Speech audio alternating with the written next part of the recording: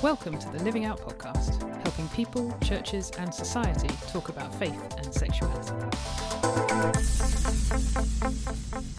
Hello and welcome to the Living Out podcast. My name's Andy Robinson and you join us for episode 6 of our series aimed at church leaders and for all those involved in church life more generally. This time we're considering the theme of how we help the next generation, particularly as it comes to questions of sexuality and gender. And in order to do that, I've been paired with people who are not quite of the same generation as me. So, Ashleigh, Andrew, hello, welcome. Hello. Hello, Andy. So let's get into this whole theme of generations, because I often joke that I was born age 40. That's to say, as a child, I desperately wanted to be like an adult. So, to be honest, I dressed like an adult. I said things that adults would say. And to be honest, only now am I about kind of living the age that I actually am. But I wondered whether it was the same for you. I mean, Ashleigh, in a previous podcast, you've told us that as a teenager you set up a club about grammar. So can I assume that you also were sort of born age 40, or do you actually occasionally manage to act your age? I'm afraid I might actually go the other way. I think the grammar fixation might be a bit of an outlier. Okay. People usually think I'm younger than I am. I'm 32. I keep being asked what I'm studying at university. Oh. And then I have great joy in saying I actually finished university over a decade ago. So that's always fun, which I think probably happens partly because of the way I dress. I wear a lot of hoodies and trackies and T-shirts with various Marvel characters on them. And partly because I spend a lot of time with teenagers, so that will definitely have an influence on my personality.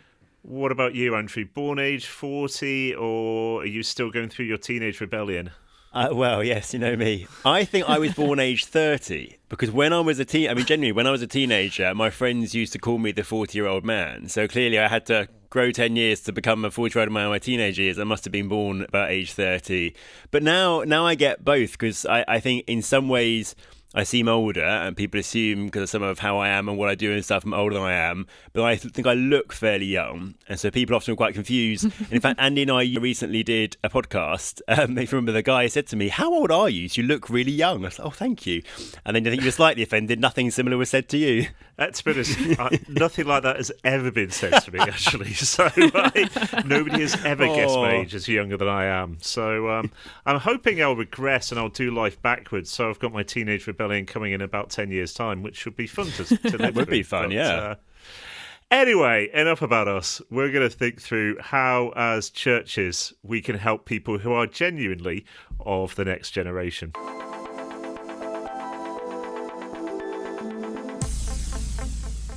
So, Andrew, Ashleigh, we've been talking generally about the theme of sexuality in church. We want to focus on those younger and how we communicate with those younger in this episode. We're mainly going to focus, I think, on teenagers, older teenagers, but let's briefly touch on the question of children.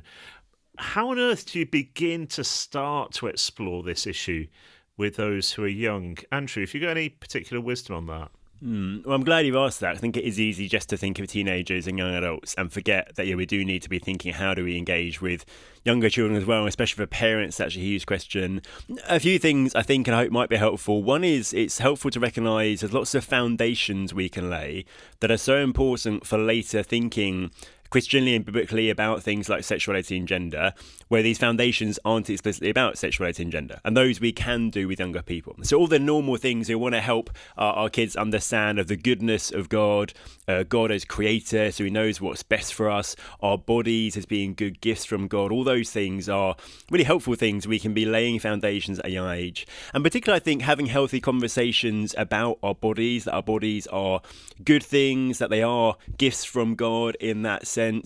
All the stuff we want to do around protecting children, understanding there are certain parts of their bodies that only they and family get to see and talk about, and all these kind of things help them to think healthily about the bodies God has given us.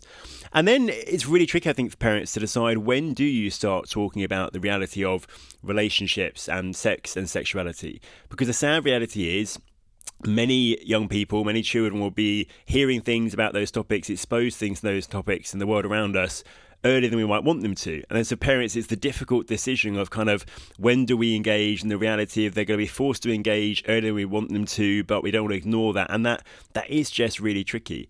But I think recognising as parents, it's most healthy when you can be the first person to talk to your young person about sex is important. We know that young people tend to listen most to the person who first talks about these kind of topics. So it's really important to start that conversation as you can, to respond to what they're hearing and trying to create a context where they feel really relaxed, really comfortable to ask questions, to share things they've heard at school or seen on TV or whatever. So actually you can have healthy conversations, and you can then decide how in age-appropriate ways to help them to navigate the things that they're hearing. And hopefully you're building a foundation so as they grow up, as they begin to develop their own sexuality and sense of gender, they then feel comfortable talking to you about those things. That's helpful. Any particular resources on that, Andrew? A few things I think are helpful. We've published a review recently of a book by Julia Sadasky. The book is called Start Talking to Your Kids About Sex, and a great review from our friend Robin Barfield, which is, I think, just a really helpful book for parents to think about, and it goes through different ages of helpful kind of conversations you can have and example conversations, tools and strategies for that. And there's also a great podcast with Julia talking about that book, which we featured in a recent blog. The blog's called How to Talk to Your Kids About Sex, and so parents might find those helpful. And also, as flag up, there are some great materials for use in children's church groups and also for all age services produced by our friends over at Faith in Kids. There's a series called Who Am I, which is about identity, laying some vital foundations. And coming up very soon, or I think released actually by the time this podcast goes live, is a brand new series called Growing Up, which is for primary age children, begins to have conversations around bodies and relationships, sexuality and gender, is exceptionally good material. So for churches to use that, even just for parents to look at it, to get some advice on how to have these conversations, I think it's a great idea. So head over to Faith in Kids for information on those resources. Great. Thanks, Andrew. Let's think about those who are a little bit older. We've probably acknowledged during this series that often church leaders can be fearful of talking about sexuality at the best of times. It might be that talking about sexuality to a younger generation is just another level up. So why do we need to do it? Ashleigh, have you got any thoughts? Yeah, I think there's a general answer to your question as well as a specific one. So generally, we need to be engaging with the next generation, with young people. They need the gospel just as much as any generation that's gone before or is going to come afterwards. Our mission as churches, as the people of God, is to every single generation, even the generations that we may struggle to understand or to connect with, or that we find it a bit daunting to enter into the kind of conversations that they're having. This next generation needs gospel and needs Jesus just as much as any other. And so I think it's actually part of our mandate and our purpose as believers to be engaging with the next generation. You know, Jesus has not forgotten them. Almost, how dare we forget the next generation would be my slightly provocative question. So I think, in general, we need to be engaging with the next generation. I think when it comes to sexuality and gender specifically, again, we need to be engaging. There's good news that we have to share with this generation about sexuality, about gender. They're hearing so much from the world around them that is partly true or not at all true, and that in any way is just not as good as the good news of the gospel and the good news of sexuality that God has to share. And so we need to be engaging so that we can share that good news with them. But also just, it's such a prominent cultural conversation, and it's so significant to us as human beings generally, conversations around sexuality. It's just important. It just is. God says so much about it in the scriptures because this is an important topic. And so we need to be engaging with the next generation on everything that matters, including sexuality and gender. And I think it can seem like a huge challenge, and it is an area of challenge, but it's also an area of huge opportunity. For one thing, we have good news on these topics. Young people have huge questions around sexuality and gender, and unsurprisingly are kind of sometimes unconvinced actually by the narratives of the world. And those narratives are putting them under a lot of pressure and all these kind of things. And we get to come and show you we've got serious answers to these questions, and we've got good news to those. And linked to that fact is just the fact that teenagers and young adults today want people to talk about real life. Authenticity is a big deal to them. Real life is a big deal. And particularly when it comes to faith, what young people today really care about is, how does faith actually make a difference to my real life, to daily life? And if we can connect the Christian faith to the real questions, the real life experiences, the day-to-day things that young people care about, that is where they're going to connect. And so actually these topics are one of the best ways to engage young people.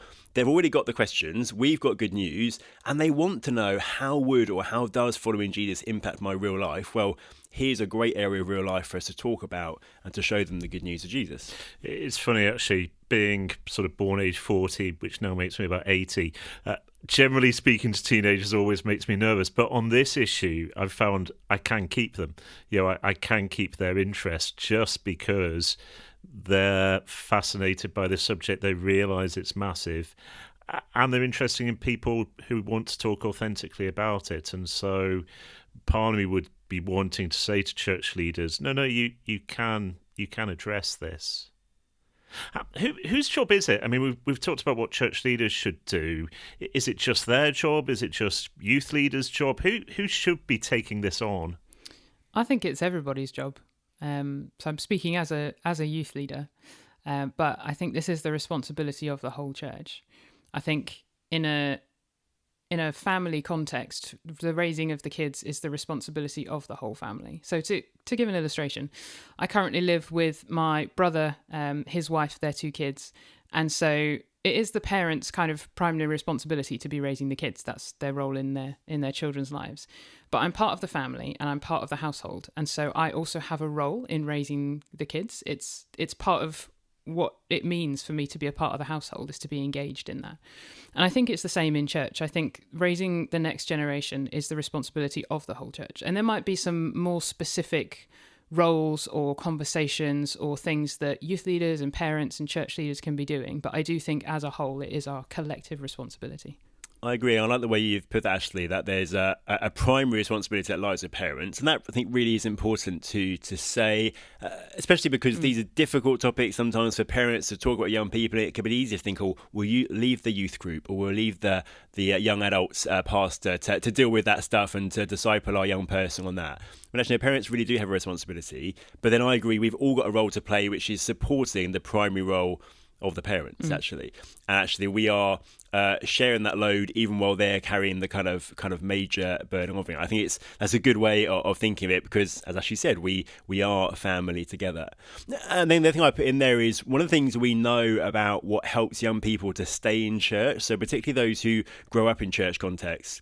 One of the commonly occurring features of those people, and correlation isn't causation, doesn't necessarily prove this, but it seems to be a common thing, is that they have intergenerational links. And one of the things that helps young people to stay in the Christian faith and stay in church as they come through teenage years into adulthood is having intergenerational friendships, which is a reminder to those of us who maybe don't have our own kids, but we're part of a church family, that actually engaging with young people is hugely beneficial and valuable for them.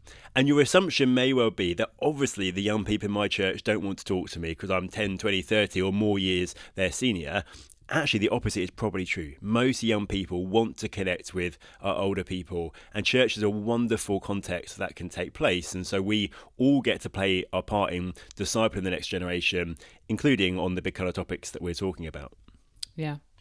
I actually just listened to a podcast from the Culture Translator. It was an episode with Dr. Jeff Myers, I think his name is.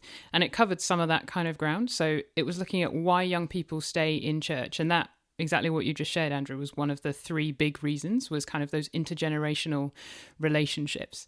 And another of those was, as Andy was talking about a bit earlier, having kind of a biblical worldview that makes sense of their day-to-day lives and actually being taught things from the scriptures that mean something in their daily reality. So yeah, I think all of that is definitely true and definitely backed up. I'd also chuck in, as church leaders, perhaps our role or your role in this is taking something of a lead in it and setting the culture. I think that is part of the role of a church leader. And so I wonder if there are things in there just in considering how we preach and teach on sexuality generally and how that might apply to the next generation. We've got a whole episode on that in this series and another one in our Youth Leaders Crash Course series, so I won't say any more about that, but that might be a thing to think about. I then also wonder if there's a way to take a lead in having conversations directly with young people. Whether that's generally just having conversations with the young people in your church. So end of the service, they're all gathered in a group in one corner of the room and you just go over and say hello. But maybe also taking a lead in conversations about sexuality. I do think there's obviously a lot of wisdom that needs to be applied in how we do that. So, don't force a conversation that a young person doesn't want to have. Be really mindful of safeguarding. Actually build a relationship with them before you open up an emotionally charged topic. Like, all of that kind of stuff is very important and needs to be thought through. But I think there is still a way that as church leaders, you can take a lead in having those conversations, in leading from the front, and just setting that culture of sexuality is something that we talk about, and engaging our young people is something that we do. And one of the things a church family can do is just model different ways of living in relationships that please the Lord. So we've often talked about valuing marriage and singleness. And so, if you're in the church, you're somebody single, maybe a generation above the teenagers, you are actually modelling something massive to them. The potential that this is a way of living for the Lord, that if any of them are beginning to wrestle with sexuality, you're showing that, you don't have to be married with 2.5 kids to be a Christian. And there are different ways church leaders can help with that as well. So when we did a series around relationships as a church 3 or 4 years back, we included interviews with married couples, with those who are single. And I slightly regret, I think we did those interviews after the kids had left for their groups and so on. I kind of wish we'd kept them in, actually just so that they could begin to see how an older generation lived out their sexuality would have been helpful for them, and can be something that church leaders can do. I think that's really huge. I look back at my teenage years, and I was processing my sexuality. I was realising that it seemed likely that faithfulness to Jesus would mean being single and celibate. I remember just a sense of looking around the church and thinking, no one does that. Or there were the old ladies, most of whom are widowed, who are lovely, and I now look and realise were wonderful examples of faithfully following Jesus, but as a teenage guy, didn't kind of see them as models for me. There was only one actually I can think of, kind of single guy in his probably 30s or 40s at that point, and what I distinctly remember is people making comments about how it's such a shame he's still single, he hasn't found anyone. And so there were both no examples of people seeming to seek to faithfully follow Jesus in singleness, apart from the ones that people were saying were something going wrong. And so just to affirm, I think the importance of example and the power of example is so strong, and the importance is so great. And don't overlook maybe actually the value that your example can have. And as again a reason we should encourage intergenerational friendships and church living as family, so actually young people are exposed to all sorts of different ways of faithfully following Jesus, singleness and in marriage. If you or your youth leader would like more advice and input when it comes to engaging with the next generation, consider joining our Youth Leader Network. As a member of the network, you'll receive a regular digest of recommended resources, and you'll have access to some exclusive content and events. And it's free to sign up. Head to the Living Out website today to do that. One particular resource to highlight, our Emerging Generations team recently had the chance to join Limitless TV in producing a 7-episode series on sexuality for youth groups. You can watch that for free via Limitless TV's YouTube channel. You'll find links for the Youth Leader Network and for the Limitless TV series in the show notes. Let's add a pessimistic note, though. Isn't this just a lost cause? So often when people talk to me about living out, they're sort of saying, well, presumably you've just lost the next generation. Nobody believes this sort of stuff anymore. Is there any hope of winning or keeping a younger generation in church and living in line with biblical ethics? Yes. Amen. That's good news. Go on, expand, Ashleigh. Yeah, I think both kind of biblically and experientially, I would say yes. As I said earlier, the gospel is for everyone. There is a human need for God, and that is felt by this generation just as much as by any other. And it may be expressed in different ways. It may be different conversations that are being had, but there is a need for God still in this generation, and the gospel has good news for them. And so I think, the Bible makes that really clear for us. But then also just in my experience, I know so many young people who maybe have grown up in church or maybe haven't, but either way have come to faith and have come to see that God is good, and church is hard, but it's worth engaging with. And this teaching on sexuality might be confusing. They might have a lot of questions, but also, maybe it's good news as well. And that's certainly my story growing up in church, of just beginning to see the goodness of this biblical story and the news that the Bible has about sexuality. And so I've seen that happen for young people that I know now as well. Like I mentioned earlier, I do think there's real opportunity for us here. It's striking that even in the secular world, people are realising that the sexual revolution, as we call it, the big changes in the last 60, 70 years, really hasn't delivered, especially for women and children. And I think young people are just feeling actually the sense of a lot of the messages that have been kind of shoved down their throat are not good, are not true. It's just interesting.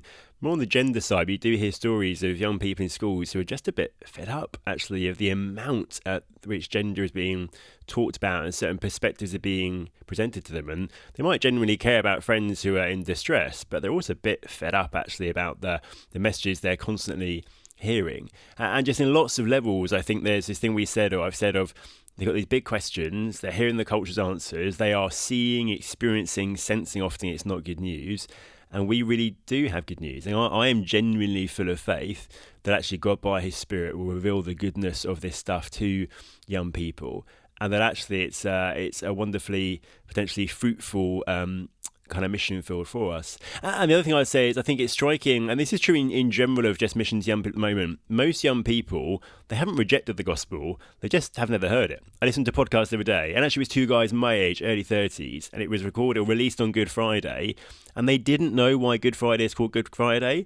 And they thought maybe it was the day the stone moved. That'd be the only reason it could be a good thing. And I was like, wow, it's not that you've rejected Jesus. It's you have literally no idea about the gospel, full stop. I think that's true with sexuality too. And sadly, there are all these caricatures young people might know. God hates gay people, that kind of stuff.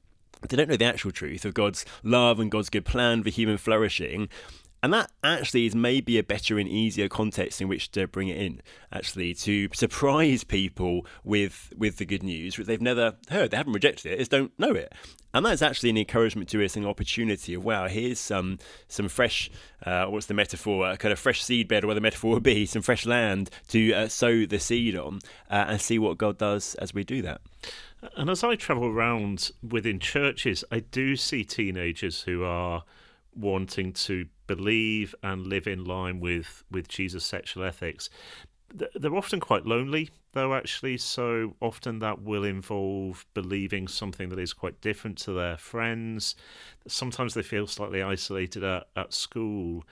And to be honest, that's another reason why church leaders need to be speaking into this, because otherwise you just sort of let them fight a battle, as it were, without support and encouragement. And church leaders have to speak into this for the next generation, partly so that that group is encouraged, enabled to persevere and so on. But yeah, we mustn't believe that all teenagers have left the church over this subject. It's simply not the case.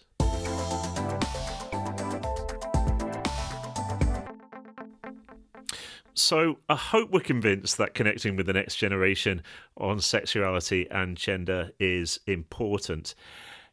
Ashleigh, Andrew, any wisdom as to how we do that well?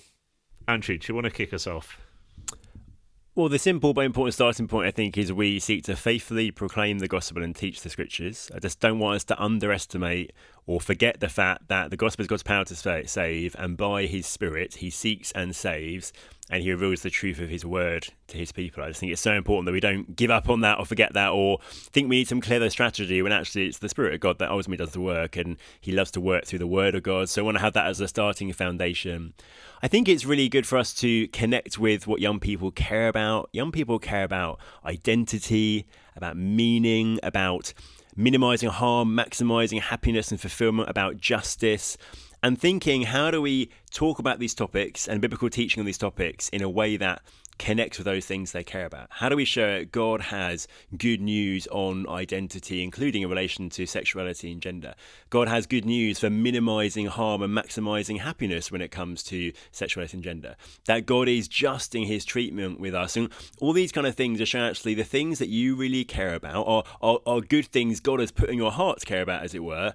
And actually the word of God on these topics best answers those, best connects with the desires that you have and the things that you care about. And then the thing we've already said, of just talking real life. Young people want to see how does following Jesus connect with real life. And so stories really help from that, just showing how it connects to real life, not being afraid to talk openly, honestly about the big topics, the big questions, really earthing it for young people, because that's what they're looking for. And giving them the chance to talk, them a chance to ask their questions and to have dialogue about that as well. Yeah, I think that dialogue is key. That would be my bit of advice, is actually dialogue with the young people in your churches. Actually talk to them. Be deliberately seeking to form those kind of intergenerational relationships. Be asking them about, what is your experience of church and what are your questions when it comes to sexuality, all those things, I think, so that they know they are seen by you and that you actually care what they think and what they have to say. I think that's incredibly powerful. I think that's clearly the case. I mean, going back to the last century when I was a teenager, there was just a sense this wasn't talked about. I didn't really have any context in which to talk across generations about this subject. It would have been so useful to have that. It just didn't exist really, and so how you can simultaneously present the truth and provide opportunities to dialogue, for questions, to have a tone as we teach that understands that people will wrestle with it and have questions. That combination of teaching the truth, give opportunity for dialogue and questions, seems to me absolutely vital, frankly, with any generation, but particularly as we're addressing the younger generation. And I can give an example of where I've seen this work recently. We've currently got a preach series at my church around these kind of topics, and we've done a few discussion evenings on the back of it. And it's just been striking how many of our older teenagers and 20s have come to that. And to be honest, getting them to anything other than a Sunday morning is often like getting blood out of a stone. They're not there. And yet these ones they've been at. It's really, really striking, actually. How have we, in this season, got young people in our church more connected?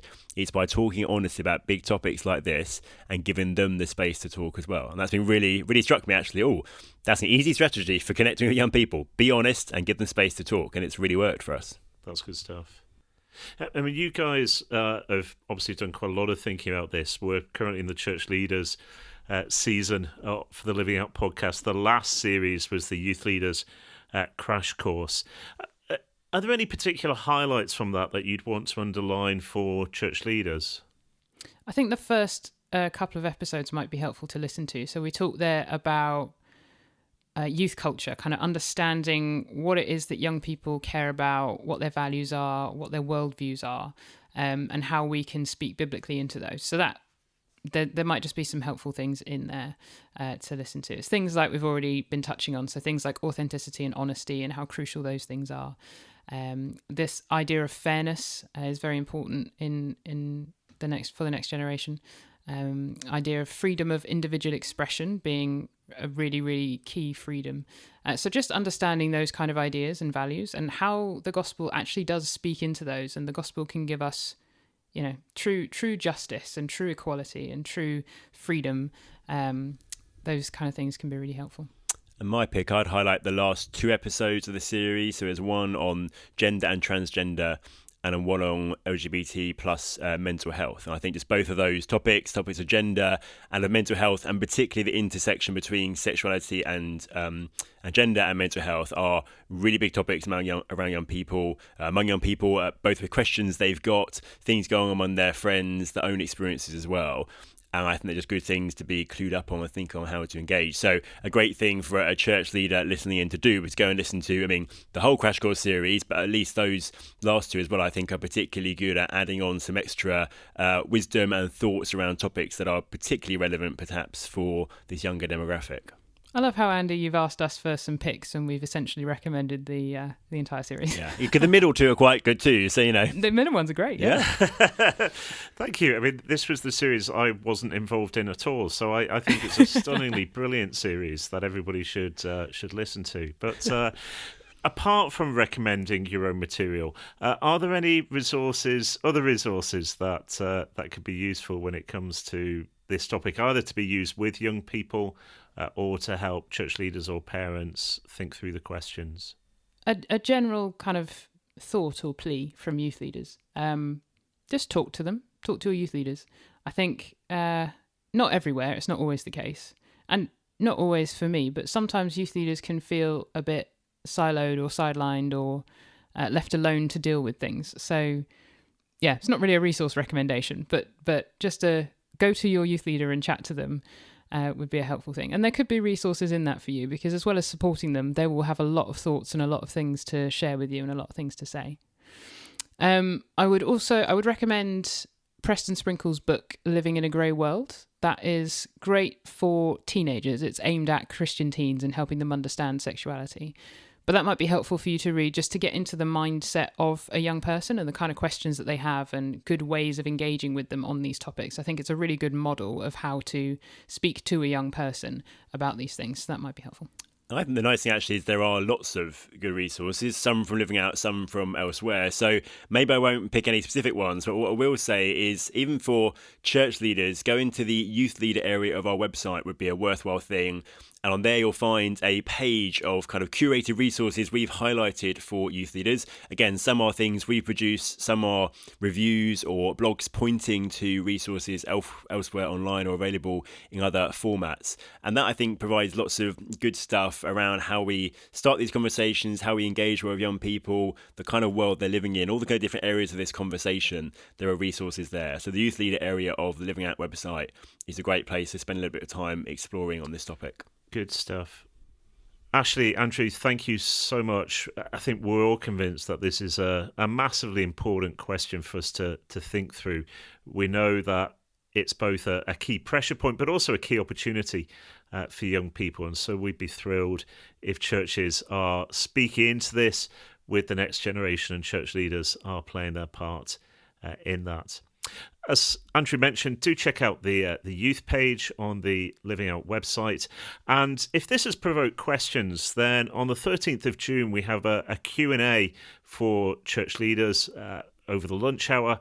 That gives you the chance to explore, to ask all the questions you've been storing up as we've gone through this series. So do look out for that on the Living Out events page. We've 2 episodes left in this series. Next week, we're going to think through what it means to encourage people as they engage with society. We're aware this can be a pressure point, perhaps particularly for those in the public sector. And as church leaders, we want to know how to help and equip them. And so that's what we'll be doing in our next episode. But in the meantime, thanks ever so much for listening.